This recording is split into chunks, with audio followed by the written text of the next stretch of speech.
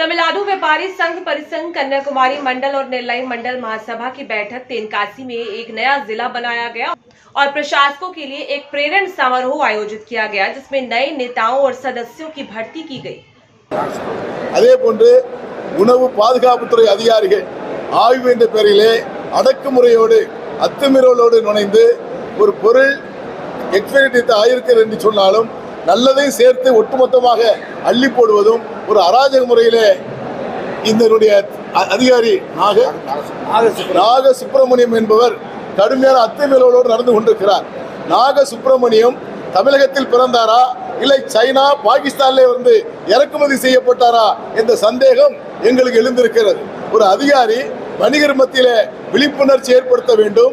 எங்கு உற்பத்தி செய்யப்படுகிறதோ அங்கு இந்த பொருட்களை ஆய்வு செய்து தடை செய்யப்பட வேண்டும்.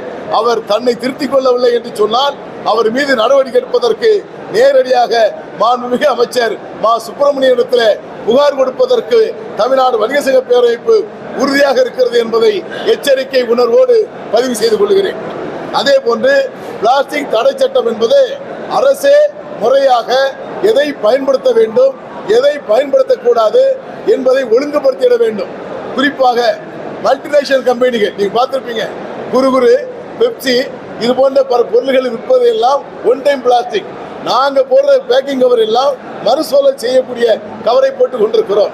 ஆகவே அரசு துறை அதிகாரிகள் பாரபட்சம் இல்லாமல் சிறு வணிகர்களை அப்புறப்படுத்தக்கூடிய வழியும் கார்பரேட் கம்பெனிக்கு ஆதரவாக செயல்படுவதாக சந்தேகம் எழுந்து கொண்டிருக்கிறது. ஆகவேதான் இந்த மாநாட்டினுடைய தலைப்பு விடுதலை முழக்க மாநாடாக வைத்திருக்கிறோம். வணிகரில் ஏற்படுகின்ற அச்சுறுத்தலை போக்குகின்ற வகையில் இந்த மாநாடு பல லட்சம் வணிகர்களை திரட்டி கொண்டு நடத்த இருக்கிறோம். பல்வேறு தீர்மானங்களை எடுக்க இருக்கிறோம். பிரகடன தீர்மானமாக ஒரு 5 தீர்மானத்தை கட்டாயம் எடுக்க இருக்கிறோம். அது அரசு பரிசீலனை செய்ய வேண்டும் என்பதை வலியுறுத்த இருக்கிறோம். மத்திய மாநில அரசுகள் வணிகர்களுக்கு சிறப்பு பாதுகாப்பு சட்டம் நிறைவேற்ற வேண்டும் என்பதோடு பல்வேறு கோரிக்கைகளை வலியுறுத்த இருக்கிறோம். தமிழகம் முழுவதும் இருந்து வரக்கூடிய லட்சக்கணக்கான வணிகர்களுக்கு மாநாடு நடக்கக்கூடிய இடம் 50 ஏக்கருக்கு மேற்கொண்ட இடத்திலே மாநாட்டு பந்தல் அமைக்க இருக்கிறோம். அந்த மாநாட்டில் அனைவர்களுக்கும் அனைத்து சுகாதார வசதியும் ஏற்படுத்த இருக்கிறோம். இந்த மாநாடு ஒரு திருப்புமுனை ஏற்படுத்தும். இந்த கண்ணகி நீதி கேட்ட மண்